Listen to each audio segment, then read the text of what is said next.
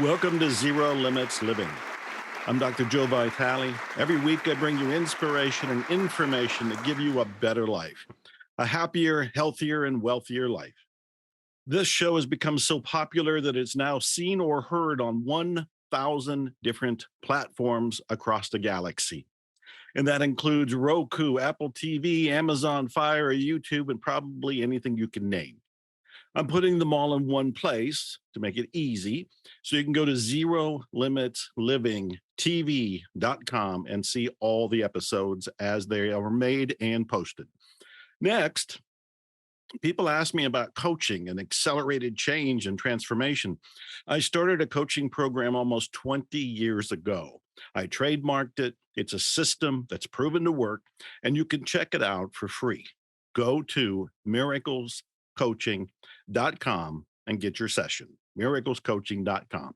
And now to today's matter.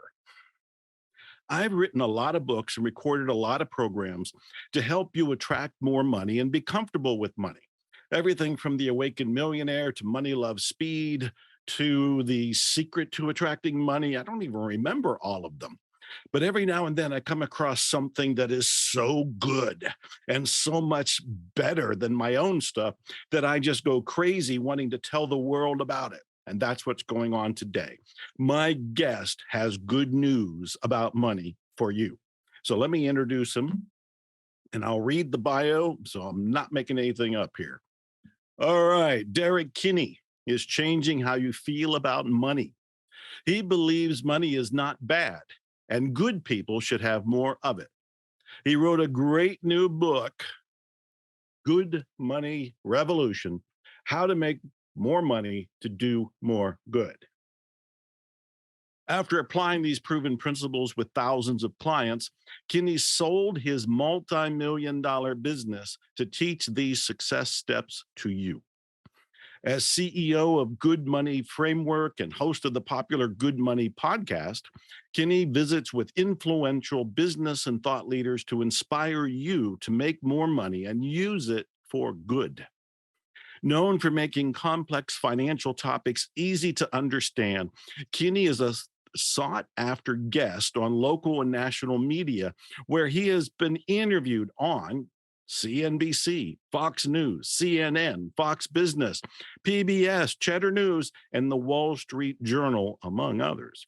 Now, today he's here to help you and me. Derrick, thank you for coming aboard.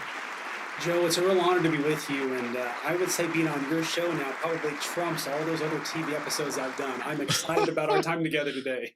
Well, Mark Twain said he can live 2 weeks on a good compliment, so I think I'm good for the month or more. Thank you for that. Congratulations on your book, Good Money Revolution. I stumbled across it, bought it, read it, devoured it, loved it, and reached out to you and said, I got to interview this guy. I got to find him. And I think you're in Texas, aren't you? I'm here in Arlington, Texas, home of the Dallas Cowboys and Texas Rangers. I don't talk about the Dallas Cowboys much anymore. Back in the 1970s with Staubach and all the greats, they were the kings. Those are what we talked about back then. They were legendary. Today, I don't even know who's playing.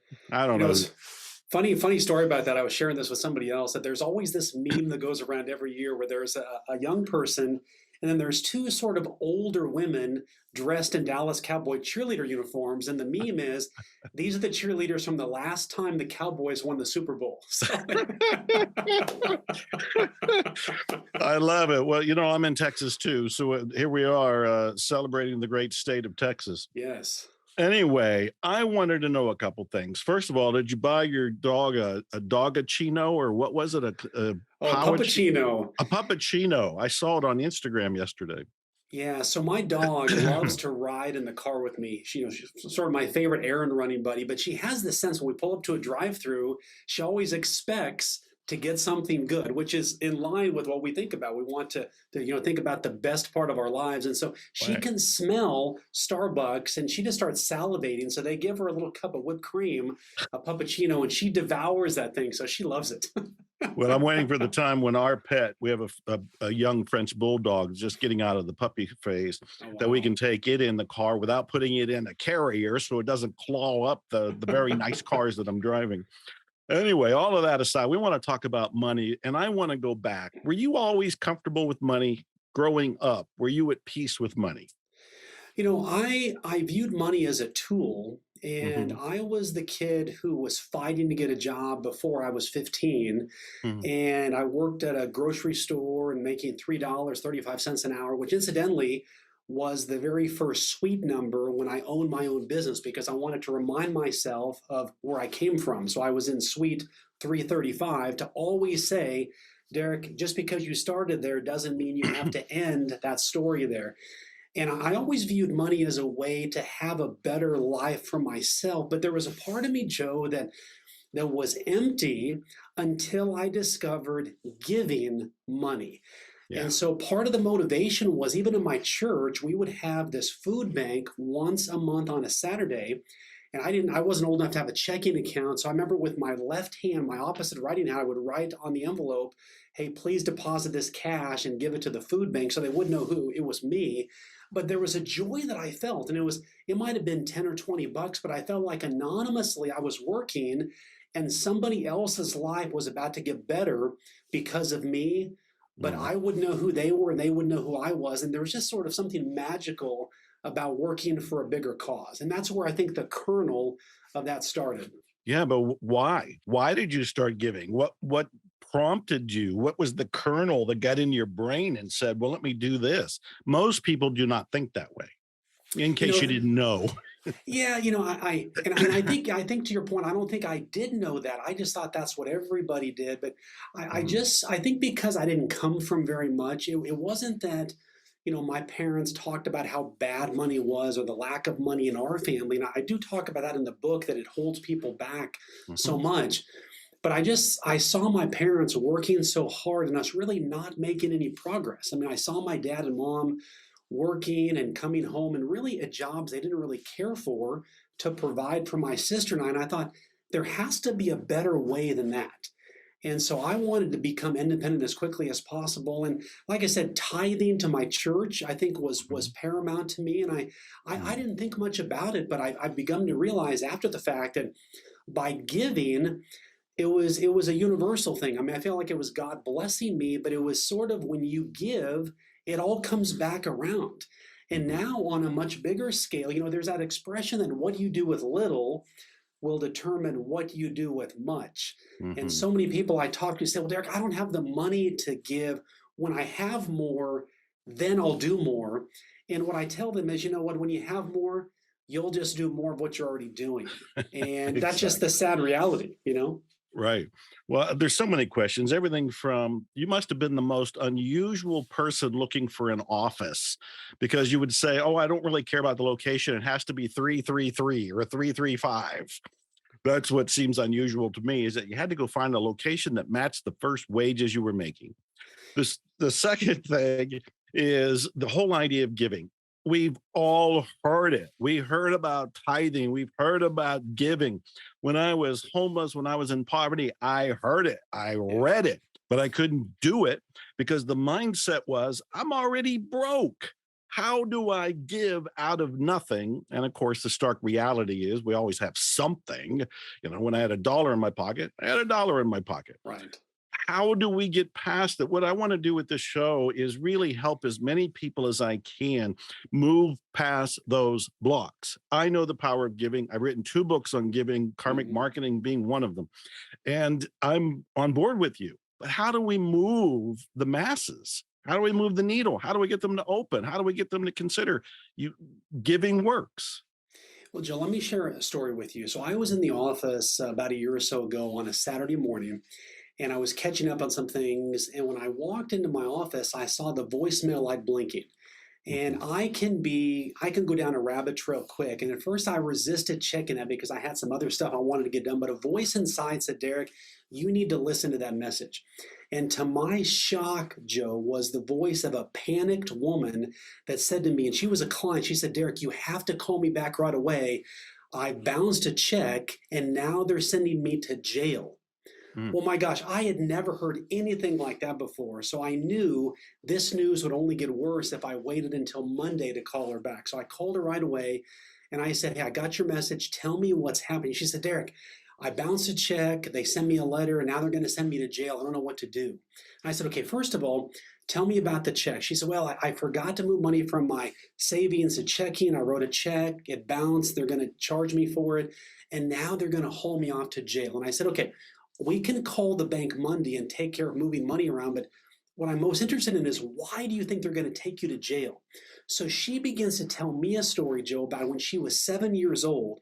She overheard her dad having a conversation with a store manager, and the manager said to her dad, hey, you just bought some supplies for school for your kids at our store, but your check just bounced, and we just got a notification of it, and I'm going to call the cops and send you to jail. So here was a 7-year-old girl who overheard her dad getting told that if you make a mistake, the hammer comes down on you. So now this woman is 55 years old. And what it taught me was that when you have bad money beliefs, it can dramatically limit the financial potential that you have inside of you. So this gave me some really good insight, Joe. So I brought her in the office. This was 2 weeks later. And she began to tell me that growing up, she'd always felt that if I make a mistake, I'll get punished for it. And what this caused was I had given her multiple really good investment ideas, and she never took any of them. She was super conservative, always complaining about not advancing in her job as quickly as she thought she would.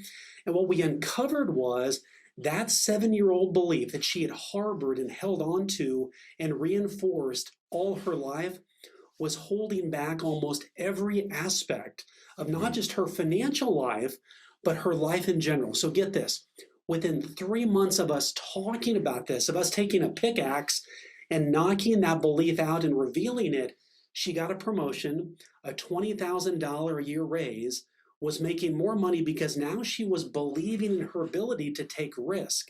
And so all of that because of a phone call on a Saturday that revealed something that occurred to her almost 50 years earlier. Now, some of your listeners and those people watching right now may think, Derrick, that sounds so crazy. I don't have any bad money beliefs.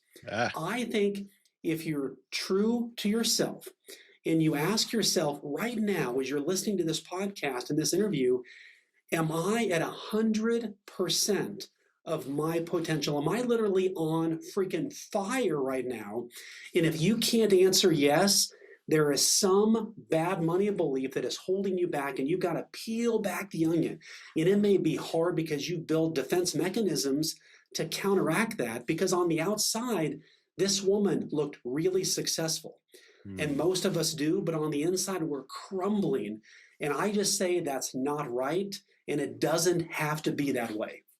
this is beautiful. I love it. I, of course, teach, believe, and lead by example, I hope, the idea that we have beliefs that hold us back. And the beliefs are from that 5-year-old, 7-year-old person. And they're operating today because we didn't question them back then, and we've forgotten them today. So I'm on the same page with you. The big question is, first, how do we find our beliefs that are holding us back? And second, how do we remove them? That woman had the privilege, the gift of your generosity. You worked with her directly. What about the people listening or watching the show? How do we help them? You know, one thing I write about in my book, Good Money Revolution, is I list out about 5 most common bad money beliefs I have found over 25 years that hold people back. And let me peel back the onion a bit and talk about the most basic ones. One is, Good. when you think back to your childhood, how was money conveyed to you? Did you see a mom or a dad or a grandparent bang their fist on the kitchen table and say, if only we had more money, then we could have the life we want? Mm. And what happened in that scenario, Joe, is that money became the villain in your story. And it Mm. wasn't that you wanted more, it was just the lack of it. And by golly, if we can't have more money, we can't live the life that we want to have. And so you grew up thinking that, well, money is bad, and therefore, why would I want to have it? Because if I don't have it, it's going to make my life even worse. And then the other side of that, and I think this is the worst, this one, Joe, hits an emotional nerve with me personally, Hmm. because like you, I think that you and I are what I like to call potential extractors. We like to look at people and say, how can we extract every ounce, every drop of potential in you and let the world benefit from that? But most people live on about 10% of the fumes of their potential. Hmm. And so what I find is people were told at a young age, in life, there's the haves and the have-nots. And unfortunately, we're part of the have-not side of that. Hmm. And that mentality puts a lid on these kids from the day almost that they're born, that there's a limit to the success I can have. There is a max to the income I can have. There is a limit to how much opportunity I can benefit from. And by golly, I'm not going to launch a business. I'm going to then believe and latch onto the advice where people say, go to college, get a steady job, have that retirement pension when you retire. That's how to live the life. Now, all these people, Joe, I think you'd agree, they weren't trying to bring danger and loss on us. That's just the life that they knew. They didn't know any better. But what I want to tell people is, listen, we get one life to live. I want to make sure it's a life that people would write an action adventure book about. And they say, I want to be like Joe. I want to be like Susan. I want to be like Ellen. I want to be like these people who I know faced adversity. Their life wasn't perfect, but they left it all on the field. And so the reason I wrote this book was I saw my parents, who I know didn't live the full potential life. And I saw their friends not doing the same thing. And I saw all the world around me, people are not living what their true potential is. And I just say that's flat not right. It does not have to be that way. And part of it is just asking yourself, a simple exercise is, what do I feel is holding me back?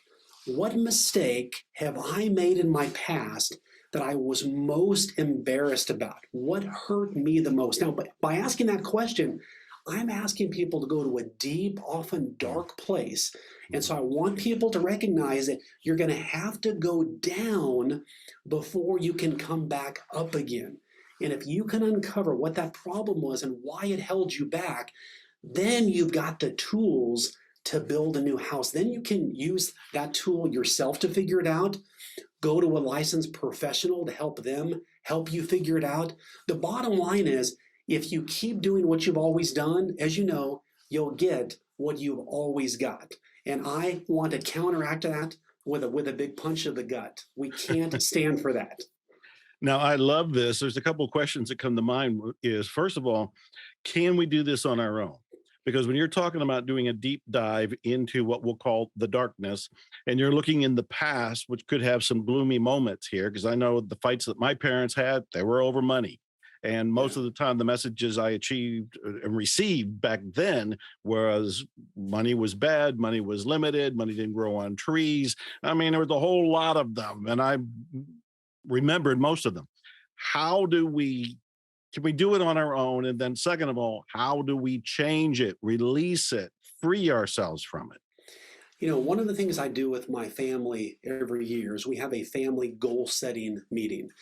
Now, Nice. if I could take you into the Kinney household, this typically takes place on New Year's Eve, and I ask my kids, okay, what's a business goal, financial goal, personal goal, spiritual goal, and just a giving goal that you've got, things that you want to focus on. And then I ask each of our kids, hey, what is something mom and dad could help you with? We don't want to live our lives through yours, but if there's something burning deep inside, how can we help?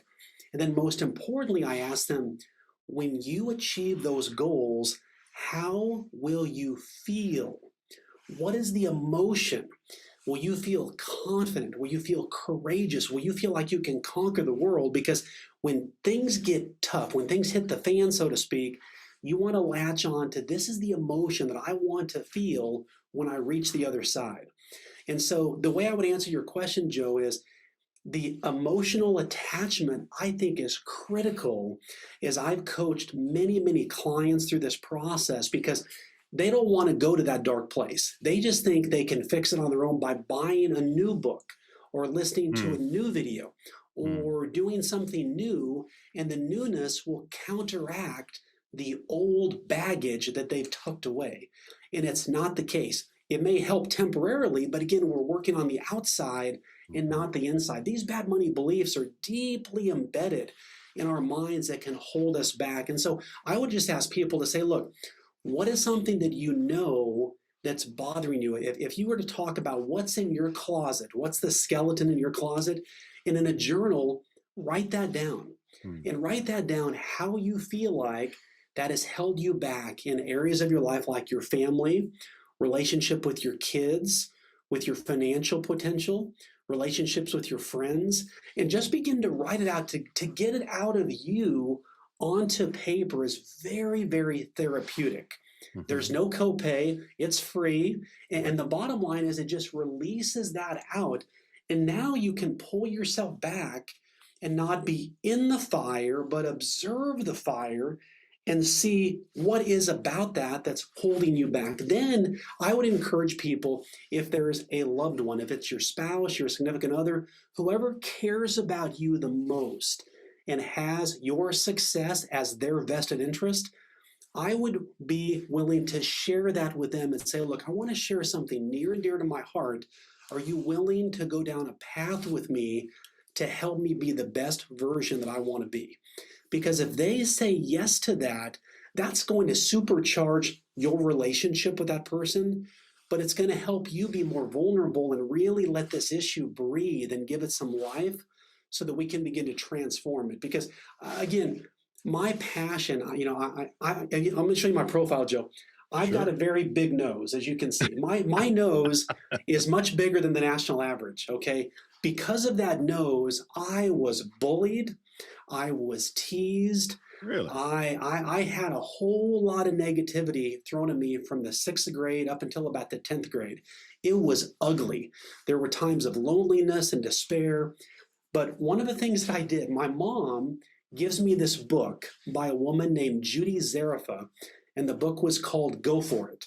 It was basically a book about how to survive the teenage years. And there's a chapter in this book, Joe, so get this, the chapter is called How to Be Popular. And I'm like, dude, I want to be popular. I'm going from a 0. If I could get even close to a 10, I'm all in on that. It talks about how to be a friend, how to be responsible, how to get people to like you, how to be a better listener. Well, I began to put these things into practice, and by golly, they worked. And what I realized was by focusing less on my demise Hmm. and focusing less on the me show and more on the we show of relationships, my life began to change. And so, get this, the end of my junior year, I decided to run for student body president. I'm putting all the chips on the table, okay? And this idea pops into my head because I believe when you set a goal, your mind begins to figure out ways to achieve that goal. And that reticular activator, Right. just things begin to happen. You know that more than anybody. Hmm. And the idea pops into my head that as I looked around the school, I saw all these silos of people. I saw the jocks over here, and I saw the real country western people, the rock and roll crowd, the students, all these people in their groups, but nobody together. So this idea was, what if I got a picture taken with the leader of each of these groups shaking their hand and a quote on the poster board that said something like, hey, rock the vote, vote for Derrick, or hey, Derrick's music to our ears, let's vote for him. Well, what happened was all these people who were a bunch of nobodies like me, together, we became a bunch of somebodies because we were working together. And what Hmm. my campaign did is my campaign gave them a voice. Suddenly they were listened to and valued and appreciated and no longer overlooked.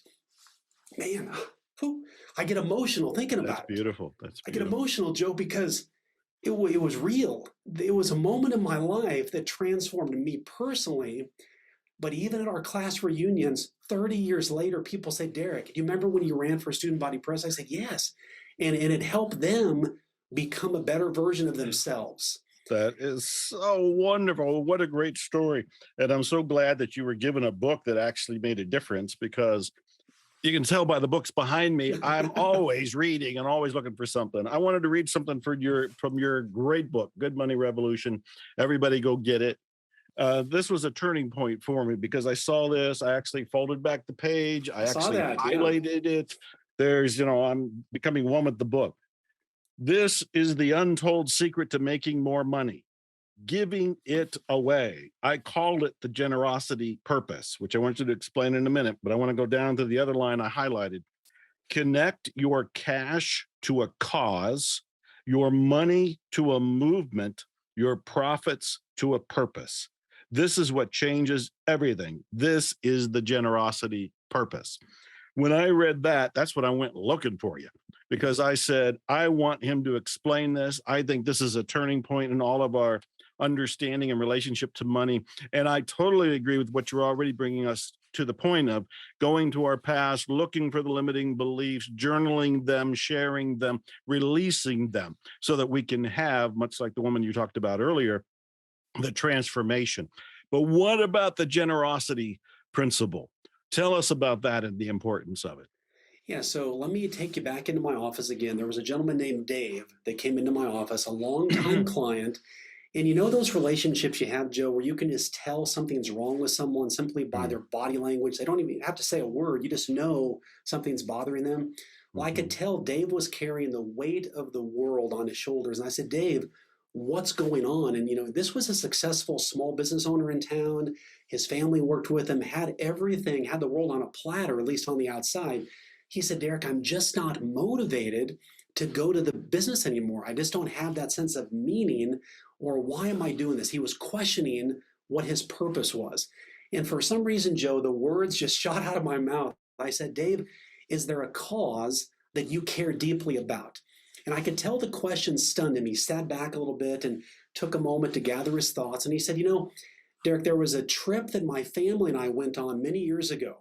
In this village that they went to, he remembered the guide talking about how this village didn't have a schoolhouse dedicated for the kids. And because of that lack of education, it was holding back not just the kids, but this entire community. And the guide said if they had a school building, they're so poor here, it could revolutionize this entire region. And he remembered exchanging a glance with his wife as if to say, wouldn't it be cool to fund that school? Okay. mm, So he gets back to the States, life gets busy, back in his business. And my question brought this back. And I said, Dave, what if you did this? What if you set a goal for the next 6 months that you would increase your sales and half of that sales increase would go to pay for that school? Well, then he got a big grin on his face, and suddenly it became real to him. Oh, mm, so I can make more money to then do more good.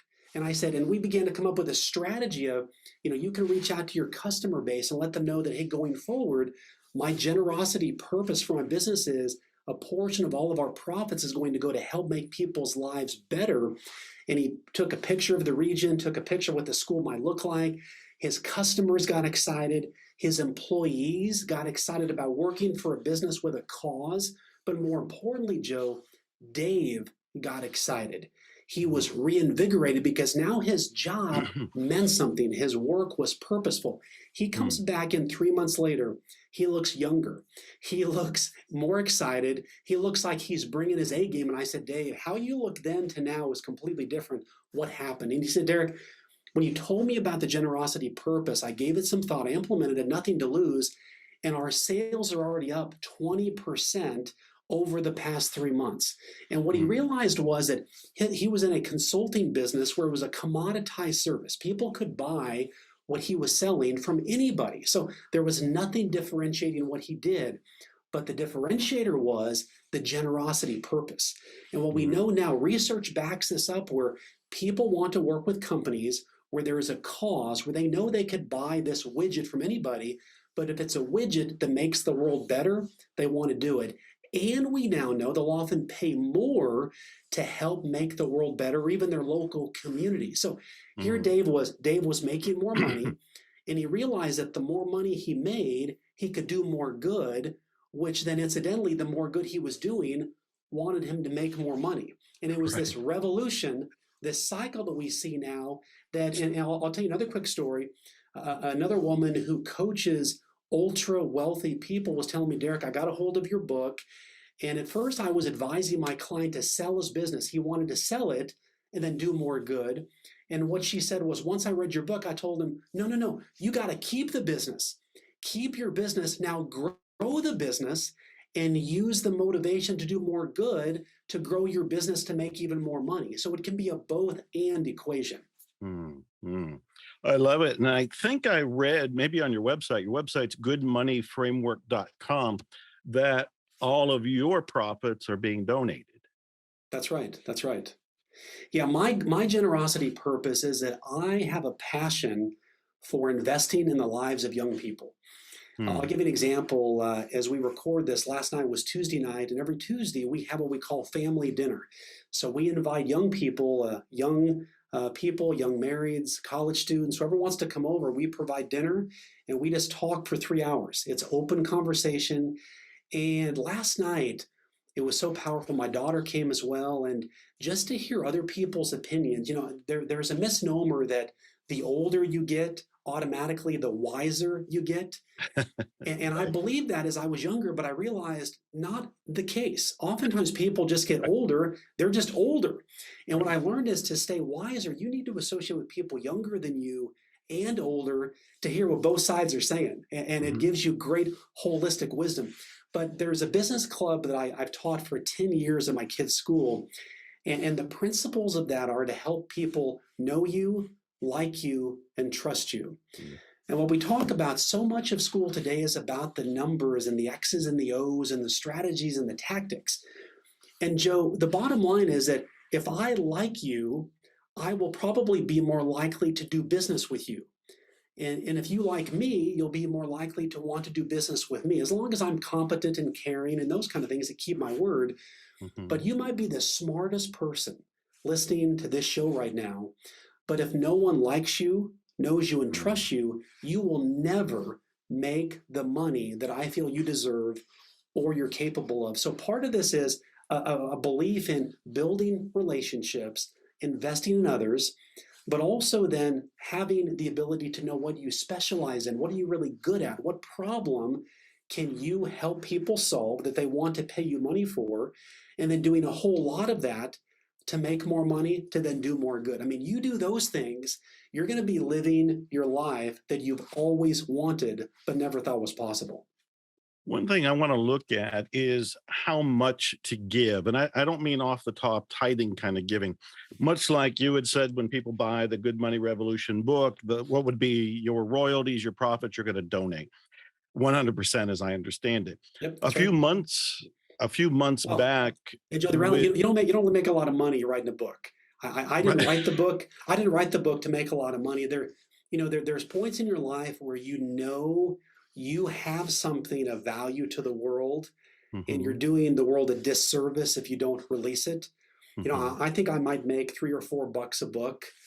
I mean, mhm, that's not going to pave the way to vast riches for me, but mhm, knowing that people's lives are changed and it might open up other opportunities, that's what drives me. When I get an email or a DM from somebody like I know you do from people, hey, mhm. this is how this book changed me, it transformed me. Man, I could live on that for 2 weeks as well. I mean, that's a powerful drug right there. It is. It is. It keeps you going. Well, it raises the question, though. You're going to get some money from this, and you're going to redirect it to causes you believe in. But it Right. raises the question: why not just give the book away?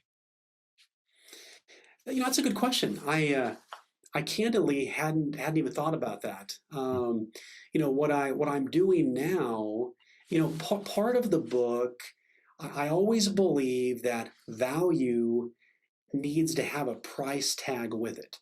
Mhm, And from a business standpoint, it's important for me, even if the book was priced at $1, it's important for me to say, hey, I'm going to give you $1 so that I can at least get some skin in the game. So mhm, my thinking on that was that, but also as I produce content almost every day on how mhm, people can make more money, save more money, grow their business, achieve their full potential, those are ways I call this kind of like the 5 levels of devotion. And on level one, when that elevator door opens, is the lobby, and it's a chance for people to know me, like me, trust me. And mhm, how can they take the book? How can they take those videos? How can they take a daily dose of Derrick and mhm, improve their life where they are at right now? I'm not even worried about tomorrow or next week. I'm just worried about in this hour, over the next 60 minutes, what can you consciously do to begin to change your life? And if that felt good, why don't I do that in hour number two and hour number three? mhm, COVID, I think, has really shored all of our goal horizons. People would talk about in 5 years and 10 years, man, who knows what the consumer is going to want in 5 or 10 years? I mean, Right. really?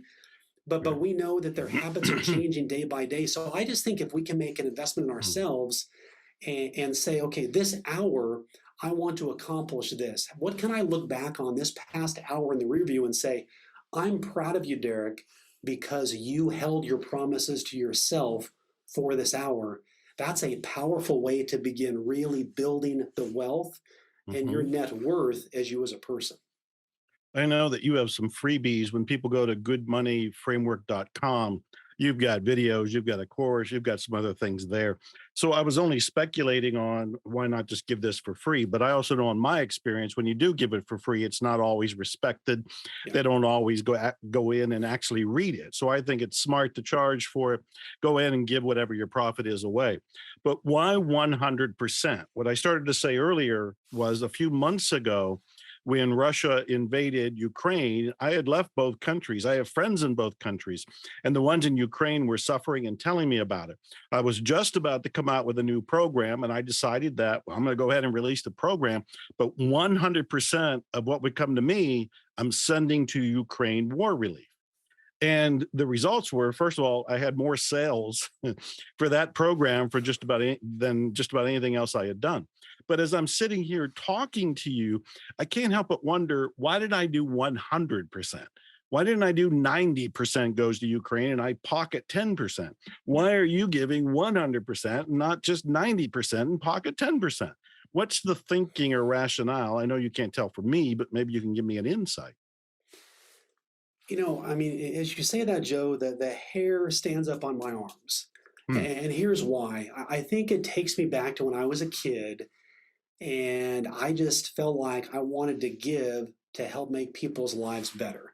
Mhm. I just like having sort of a mystery about, hey, Derek gave away all the money for his book, and there's going to be a lot of people that get blessed by that, but I don't need to know who they are. I would Mm. rather that story be created by them and me not have to manufacture it. So in my world, I always tell my kids, that, hey, there'll be more money next month. No worries. And I say that because money may grow on trees, but trees have a season and the fruit die sometime in the season. I'm a believer that there's money always growing. And so even if I make a bad financial decision, I have a renewable mind. And my renewable mind is saying it's okay because of what I learned, what I just paid for that educational moment will help me create more revenue next month Mm. as well. And so I try not to have this woe is me attitude, but when it strikes all of us. I want to pull back and say, whoa, cancel the minimalist thinking. And, I mentioned my office earlier in the show. And one of the things I liked about my office was I always wanted to try to be as close to a highway as possible. And the reason why is because every day I could see cars on the highway, and I knew in Arlington, Texas, every day people might be leaving Arlington, Texas, never to return, and Mm. for me never to help them with what problems they've got. But Mhm. also, all the marketing I did, they will never benefit from. But there were new people moving in every single day that I needed to be doing the hustle every day to let them know, hey, Derrick's available. Mm. And so the bottom line was I always had to have an abundance mentality. And so I mean, as much as I can, I just find I don't do this necessarily selfishly, but it's just the reality. The more I give away, and the more when I produce content, like when I wrote this book, or for example, Joe, here's an example. I do quite a bit of local TV here in Dallas and Fort Worth. And before each interview, I always picture in the screen on my computer where my camera is, who is the woman or the man that I can talk directly to, Good, good, us good, having a good. conversation, we're just having coffee together, that I can help you improve your life in an easy to understand way. And what happens is people that with the TV on in the background or that's background noise, they'll stop because they say, it felt like he was talking To directly me, to me. And right? so if I can give 90 or 100, I'll just give 100 and know that in the grand scheme of things, there'll be 10% more of opportunities that come back to me some way that I can bless other people. That's just my mentality. Well, you have a great mentality, and I love that it's contagious, and you're helping with people with it to develop a new abundance mindset. All right. So we talked about going back in time with the beliefs. We talked about changing those beliefs during the journaling, so forth, writing to sharing it with somebody else. We also talked about giving. We also talked about the generosity principle. One of the things that comes to mind to me, if somebody's watching or listening to this show and they're catching fire, they're getting a little inspired and they're thinking about, well, I don't know that I can give 100%, but maybe I can give 10%. The question comes up, where? Where do you give? So what I would ask people is this is what is a cause that you care deeply about? That Mhm. in your past or currently in your present, you've said, well, I just don't have enough money to make an impact. Therefore, I'm not going to do anything. Now, Mm. this might be something across the world. It might be something with hunger or poverty or clean water, whatever the issue. And this is where, so when I was a kid, Joe, we used to have these book called Choose Your Own Adventure books. Do you remember those Yeah. books? Yes, I do. I do. They were the most fun books. I bought a set recently just to put up there to remind me of Right. when I was a kid, just the joy that I felt. And in the books, you read the chapter. If you think the prince is going to storm the castle, go to chapter 7. If you think they're going to lose the battle, go to chapter 9. And you get to choose along the way. And I just feel like people should have those types of choices. And what I Mm. found was that as you're giving, you want to do something that you feel you're going to make an impact in. And it doesn't matter if it's $1 or $10, $100, $10,000. The bottom line is, and I want people to really grasp this concept for a moment, just pause their mind for a minute and say, in the moment that you're giving, you are in total control. Now, Mm. get that. When you might have been in a job where a boss is telling you to do this and this, and your kids are over here, and you feel like your life is in disarray, but when you give money, you're the one controlling where the money goes. And people like to be in control. So if you can give money to a cause you believe in, that empowers you to want to do more of it. And this spawns itself into even having a family meeting, for example, once a month. Or even think about we've got Thanksgiving, Christmas coming up, and you've got the family together. People dredge having to be together sometimes, and they wonder what we're going to talk about. What if you brought everybody together and said, you know what? I've had this crazy idea, and I want to bounce it off all of you. What if we all put in some money and we picked a cause that we were going to give some money to, and we would do this on a monthly basis? Well, suddenly now you're changing the narrative of your family to let's not bicker with each other, to Mm. how do we work together to Mhm. help give. And this could be somebody, maybe it's a college student who you see their potential, but they Mhm. need that tuition payment for the first semester of junior college for somebody to believe in them and for them to catch fire. Or maybe it's having college kids over for dinner. Maybe it's taking somebody to coffee. Maybe it's buying a book that your niece or nephew could benefit from, and you write a note in there that says, Dear Joan, I believe in you and know your best days are ahead. All the best, Uncle Joe. And you give that book. I mean, all of those things are ways to invest in people. Or let's say that you really have a heart for the homeless, and you know when you give money, you wonder, is this used for the best good and so forth? Or you find the homeless shelter in your town and you say, how can I tangibly take my talents, my money, or my gifts and help make this organization better? So the bottom line is giving can be like your own choose your own adventure, but you want to make it a discipline. And I believe money should be put into motion about every 24 hours. There's a Mm. pond that's near our house, and ponds, as you know, without water moving, they form this film on top, and mosquitoes come, and it's just nasty and ugly. But water that's moving, like a creek or a waterfall, it's beautiful, it's clean, it's clear, and it's because there's motion there. And I Mm. believe that money is the same way. You want to keep enough in your checking and your savings account for emergencies, but when you dedicate money to give, man, just move it, get it in motion, and make sure, because money in motion has the most impact. I love that. Gosh, you're so good at this. No wonder you have your own podcast and you're doing all these interviews locally and nationally and globally and everything else that you're up to. So I need to put your feet in the fire just a little bit because I want to make sure we really help people. And I know everything you're saying is helping them. And I'm encouraging them to go get the book, Good Money Revolution, and go to your website, goodmoneyframework.com. So there's a woman. She's watching this show. She's divorced. She has two kids She might have a part-time job. Maybe she lost her job. She's working at home because COVID's not quite lifted and pandemics are not quite over. And so she's shaking. She's watching the show. She's getting inspired and she's thinking, I barely have anything. How do I give when I got two kids and I don't know when the next money's coming in? How do you comfort her? How do you support her? How do you encourage her?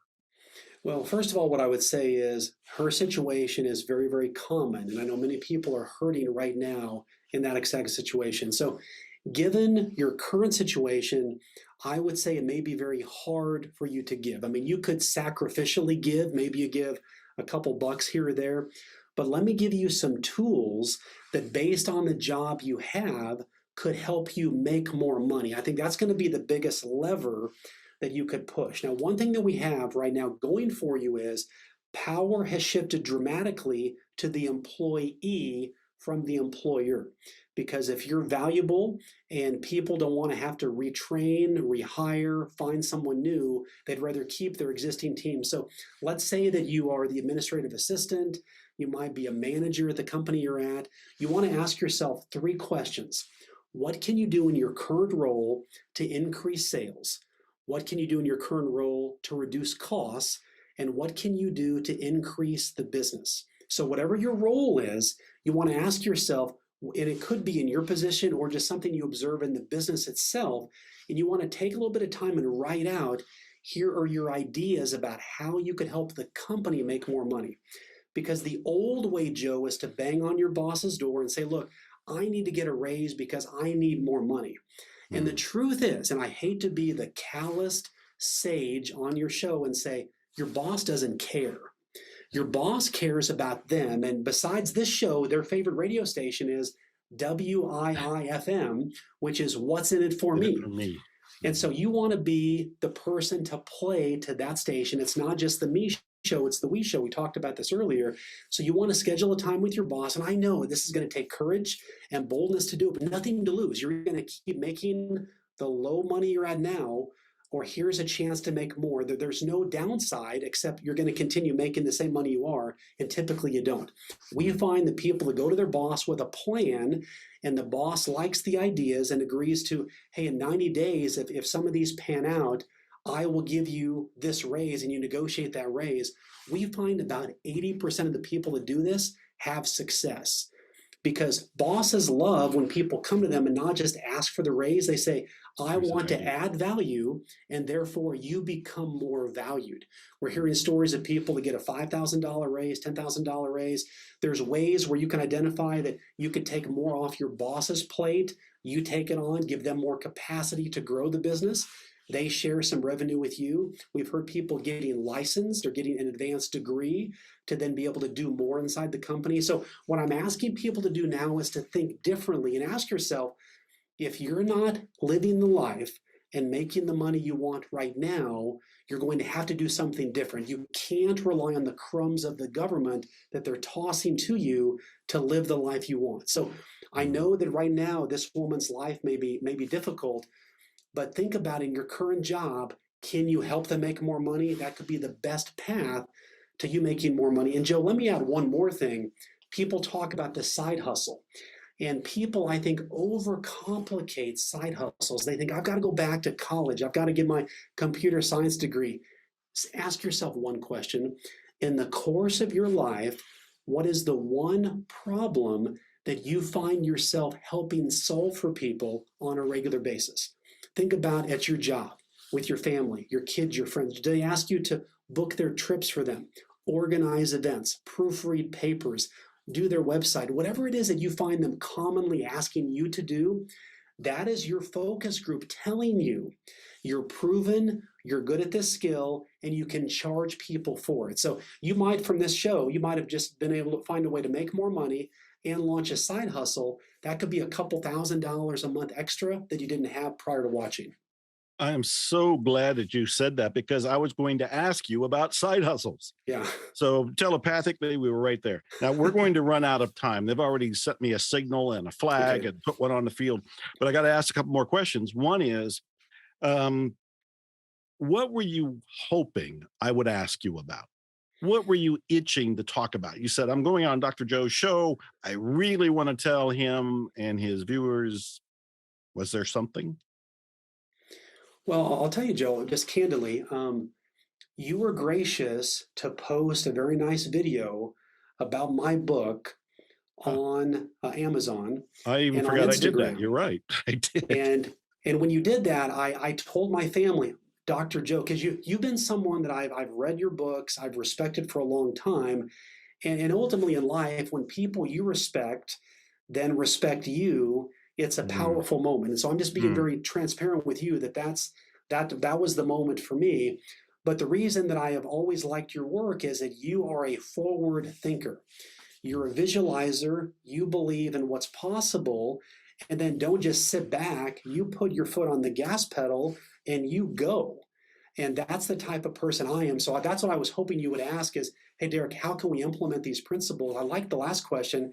Hey, somebody, this may sound good, but Derrick, you don't understand where I'm at in my life. And I want to give people tools that wherever they're at right now, listening or watching, hey, mhm. here's something that you can do to go make more money and do more good. And I'm not saying money is the love of my life, but money is the most powerful tool I believe that you have to positively and dramatically change the trajectory of your family's future.